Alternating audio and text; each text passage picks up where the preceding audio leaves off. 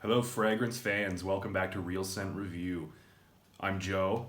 Thank you for watching the video. Please subscribe to the channel if you haven't already. Please give this video a like and please click that bell so you can receive notifications to your phone, computer, or tablet.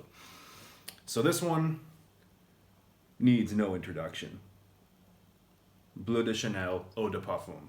This started a revolution in the fragrance universe for blue fragrances. I've gone in depth as to what a blue fragrance is in one of my earlier videos, but basically, to put it simply, it's a fresh smelling cologne that uses citrus, sometimes woods, and aquatic notes to give it a blue feeling. Mostly used for high heat situations, you know, middle of the summer type of thing. Blue fragrances are, because of this, extremely popular. This is where it all started. Technically, you know, this is the Eau de Parfum concentration. The original Bleu de Chanel, the original blue cologne for men was Bleu de Chanel Eau de Toilette, which came out in 2010. You know, since then, there have been hundreds of blue colognes released from various companies. It's the most popular style of cologne for men. It's ubiquitous. It's really everywhere. Anywhere you go, in the warmer weather especially, you can smell these fresh, blue, uplifting, aquatic type fragrances. And like I said, it all started right here with Bleu de Chanel. Started a revolution. Yeah, so going to get right into the review here. Gonna waste a spray for you guys. So you can see that atomization. Beautiful atomizer on this. All Chanel offerings honestly have very high quality, classy looking bottles. And that includes the atomizers and the caps. So this is a magnetic cap here. You can lift it up by the cap. Yeah, right off the bat, it's definitely grapefruit. It's a nice grapefruit note. Is it super natural? No, it's a little bit of a synthetic grapefruit. It's not as synthetic as, for example, 1 Million Eau de Toilette by Paco Rabanne, but it is a little bit of a synthetic type grapefruit. Now, does that mean it smells bad? No, not at all. This smells absolutely wonderful, to be completely honest. So there's grapefruit, a little bit of bergamot, which is very typical in blue style fragrances. You know, grapefruit, bergamot, maybe a touch of mint, a little tiny bit of mint. Yeah, so right up top, just very fresh, uplifting, zingy, I guess, is a nice adjective I use to describe the opening of this. And now closely followed by some ginger. There is some ginger there in the late opening. It's not a very heavy ginger, but it does add a little tiny bit of spice to this otherwise fresh opening that we get here with the Bleu de Chanel Eau de Parfum. Very nice. This bottle holds a special place in my heart. Yeah, my girlfriend actually got this for me. This is the first cologne she gifted me a year ago. This traveled across the ocean. Yeah, anyway, special bottle. I've always been a fan of Bleu de Chanel. It's one of my absolute favorite scents.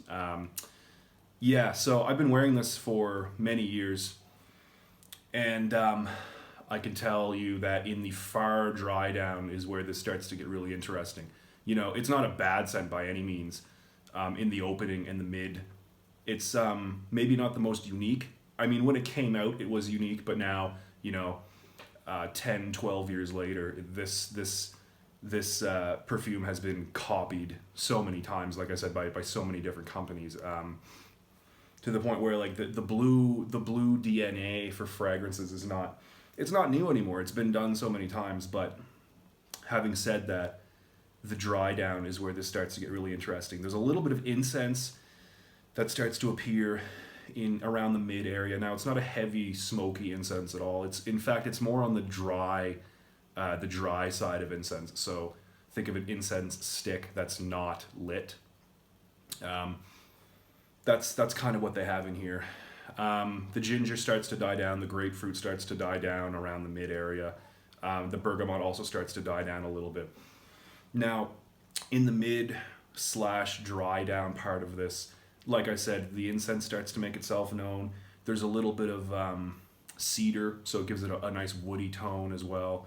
There's some patchouli, gives it a nice sort of herbaceous earthiness towards the end. But the biggest player that comes in around the mid part, just before the dry down, is amber. So amber in fragrances, amber takes many different forms. Amber can be, depending on what other notes the amber is paired with, the amber can have a different type of scent depending on the fragrance in question.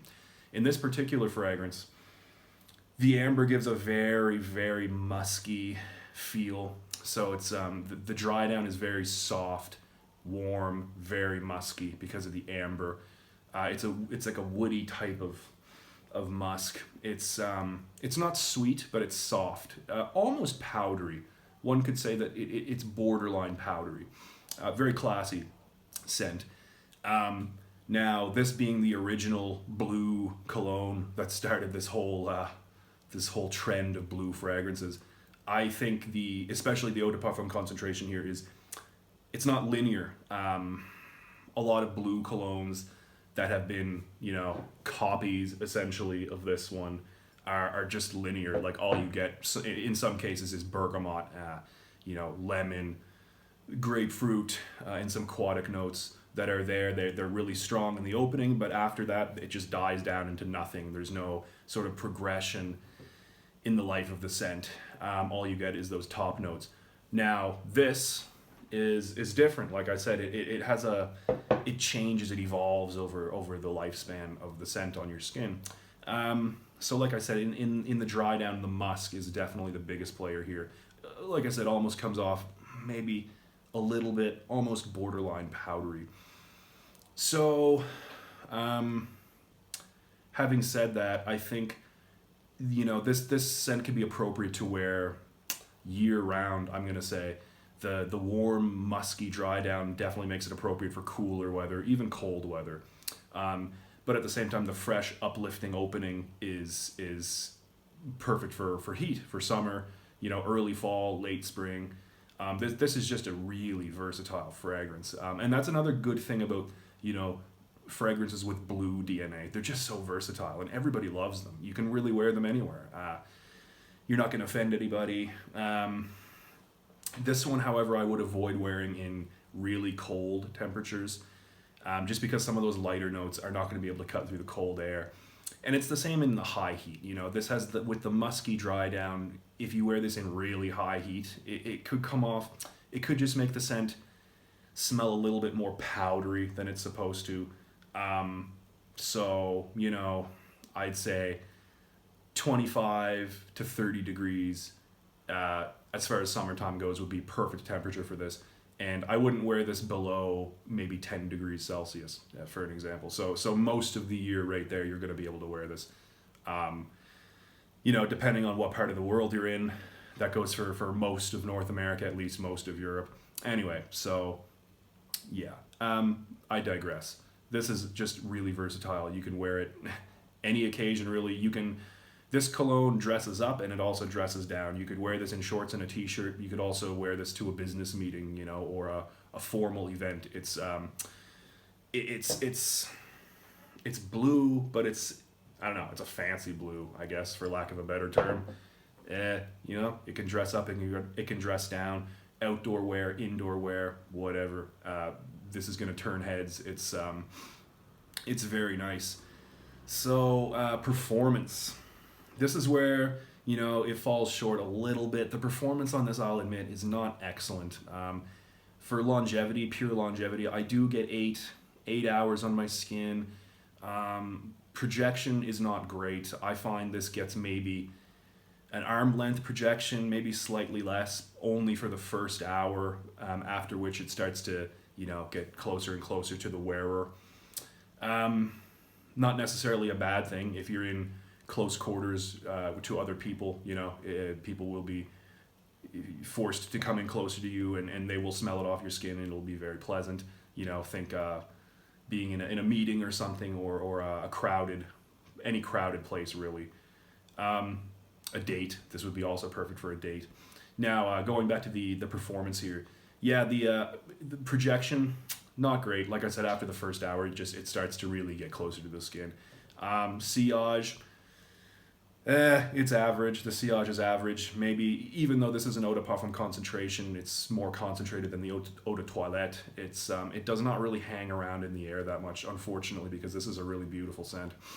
So all in all, the performance leaves a little bit to be desired, to be completely honest with you. But I still think it's worth it. You know, it's the original Bleu fragrance. It started a whole trend, and it's popular for a reason. Very nice, very classy, but also casual and kind of cool, you know? So this is really age group. Honestly, this could be worn by young people and people who are more mature. I'd say, you know, late teenage years and up, and anyone could get away with wearing this. Definitely, I would classify this as a masculine fragrance.